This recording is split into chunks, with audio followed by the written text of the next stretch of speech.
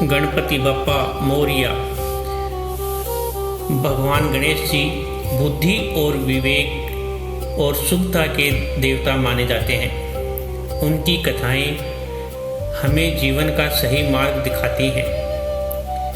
ऐसी ही एक प्रेरणादायक कथा है जो उनकी अद्भुत बुद्धिमत्ता को दर्शाती है। एक समय की बात है, देवताओं के बीच चर्चा होने लगी कि सबसे बुद्धिमान कौन है। तब भगवान शिव और पार्वती ने अपने दोनों पुत्रों की परीक्षा लेने का निश्चय किया। उनके दो पुत्र थे, वीर और तेजस्वी कार्तिकेय और शांत, सरल और अत्यंत बुद्धिमान गणेश जी।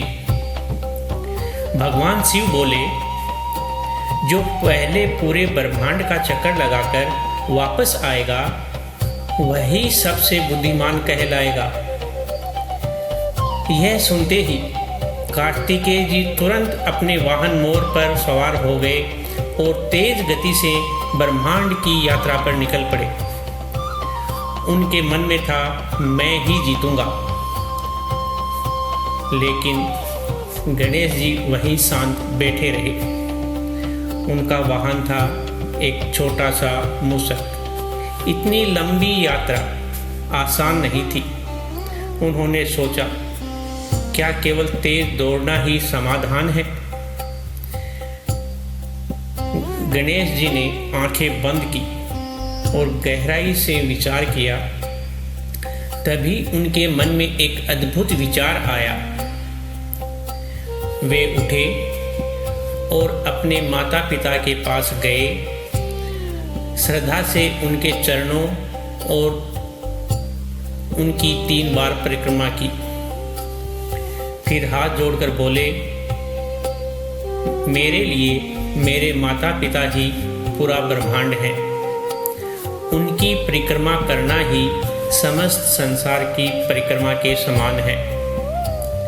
यह सुनकर भगवान शिव और माता पार्वती अत्यंत प्रसन्न हुए। उन्होंने कहा, गणेश, तुमने सच्चे अर्थ को समझा है, और उन्हें विजेता घोषित कर दिया। कुछ समय बाद कार्तिकेय जी वापस लौटे। थके हुए थे पर गर्व से भरे हुए थे। जब उन्हें पता चला कि गणेश जी जीत चुके हैं तो वो चकित रह गए। तब भगवान शिव बोले, पुत्र, केवल गति ही सब कुछ नहीं होती है। सच्ची बुद्धिमत्ता सही निर्णय लेने में होती है।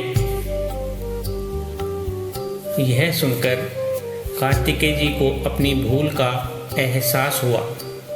उन्होंने गणेश जी को प्रणाम किया।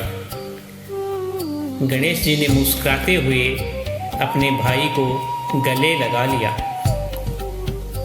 इस कथा से हमें शिक्षा मिलती है कि जीवन में केवल शक्ति ही नहीं बल्कि बुद्धि और सही सोच सबसे अधिक महत्वपूर्ण होती है।